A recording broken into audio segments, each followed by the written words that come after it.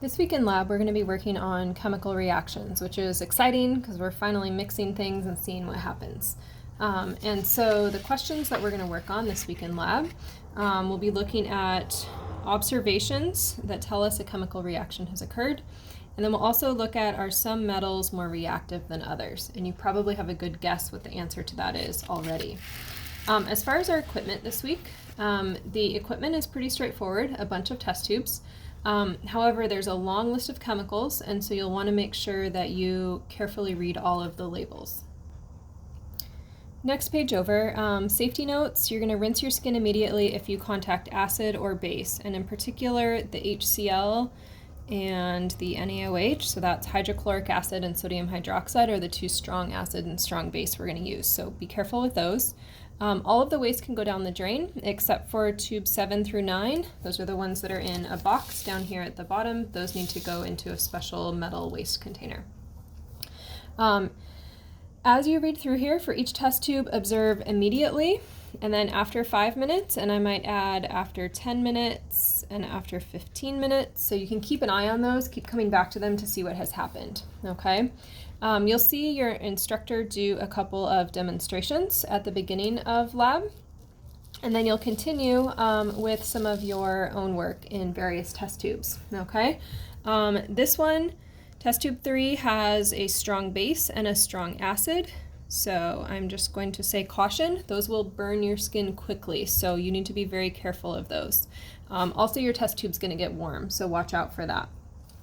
In test tubes 4 and 5, you're going to take baking soda or sodium bicarbonate, and you're going to mix it with two different acids, with hydrochloric acid and with acetic acid, which you'll recognize the smell of, that's vinegar. Okay, so this is to see how this base reacts with two different acids. In test tube 6, you're going to mix hydrogen peroxide with a piece of banana to see the decomposition of the peroxide. Make sure that your banana goes into the trash when you are done and not down the drain. We will also be doing that same type of experiment in lab 13 again in more detail. Moving on, test tube 7 through 9, this is where we'll compare the reactivity of various metals. And these are good ones, again, to observe after 5 minutes, 10 minutes, and 15 minutes. You'll see some changes as time progresses. And then finally, you'll get to do your own choice of experiment. Just make sure that you do check with your instructor before you do it. So moving on to the next page, now we're into our data tables, okay? And so you'll notice that for each reaction, there's a big data table, okay? Some of these things you need to do before you come to class. And so I'm going to highlight those in yellow. So for the top, for each reaction, you should balance it before you come to class. The phases, solid, liquid, gas, aqueous, we'll add those in lab once you're actually there. Also, you can draw the structures, or you should draw the structures before class, and your labels of what is oxidized and what is reduced, okay? So let me just give you an example to start with here. So this is methane gas. By structures, we mean Lewis structures. So this would be the structure of methane, and then for oxygen, we've got 2 oxygen atoms. And when I draw that Lewis structure, there's the Lewis structure, okay? We're looking at organic compounds here, right? So we're thinking about gaining and losing H's and O's. Remember how we've looked at these pairs of compounds before, CH4 to CO2. So carbon loses H and gains oxygen. That means that it is oxidized. And if you want to, for practice, you can say that's the reducing agent.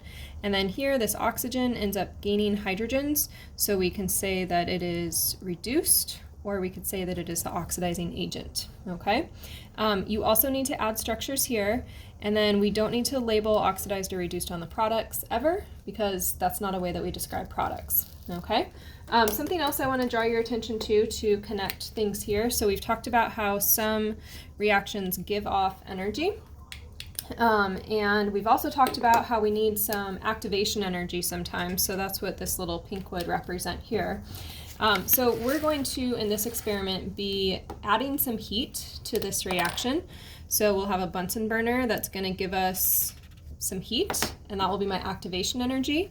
And then also, as the reaction continues, we'll be giving off even more heat and light. And so the flames that we see both here and in this reaction, or this flame is the reaction, we have the activation energy and the product energy both showing up in the same place. We're not going to worry about doing additional particle sketches. That's a little bit hard to do. Observations will take place in lab, and those observations are your raw data for today, so they should be in ink throughout the day. Recognize that when you're looking at the whole table here, these observations should be for before your reaction happens, and this is true for every data table. And then see the products here, so these should be for during your reaction. All right, so before the reaction and then during the reaction. A final connection to make. There's some terms here throughout the day, so think about how do I use those in talking about what I see here. Also, the reaction is described in words here. And so as I look at this, I can think about that activation energy being from the reactants up to that transition state. And then I can think about the energy released in the reaction going from the reactants down to the products. So that would be my delta E there that I'm looking at in orange. So those are some things to think about as you fill this table out. As we continue on to the next table, so this will be your next reaction that you're observing. Again, remember this is true for every table now. You should balance this reaction before you come. You should draw your structures. You should label what's oxidized and reduced. Don't worry about that here, and we won't worry about a picture. And then once you're in lab, you will again make observations. These will be your observations before, and these will be your observations during the reaction. This next table, table 3, shows a double displacement reaction, and this is a special kind of this called a neutralization, which means we're going to get closer to neutral or closer to pH 7 if we were measuring pHs today, which we won't be. So again, like all of the other tables, you should make sure that your reaction is balanced. And then you should also, just for this page, because I'm going to draw it, have your particle sketch done. And we will do that for the rest of the tables during lab. Okay, so these particle sketches will be done during lab. So let's think about this neutralization reaction, and there's one more term that's down here at the bottom for you, which is salt. And so a salt is just an ionic compound, meaning we've got positive charges, negative charges, cations and anions.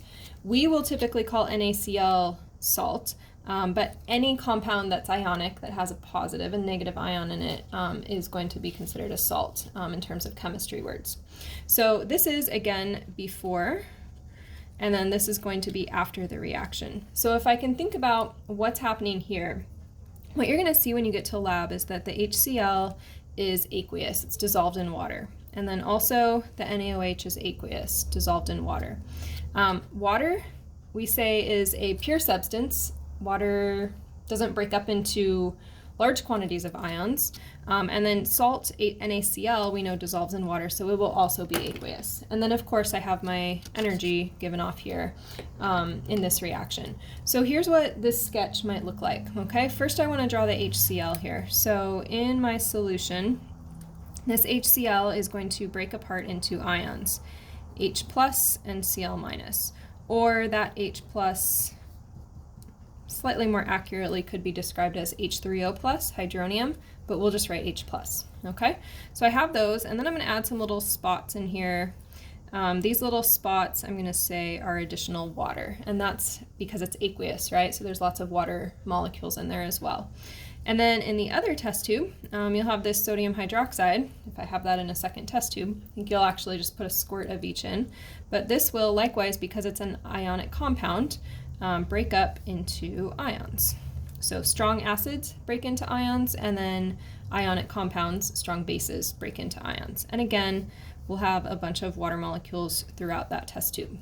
Now, when I combine those, the hydrogen ion and the hydroxide ion are going to be strongly attracted and be stable to form water.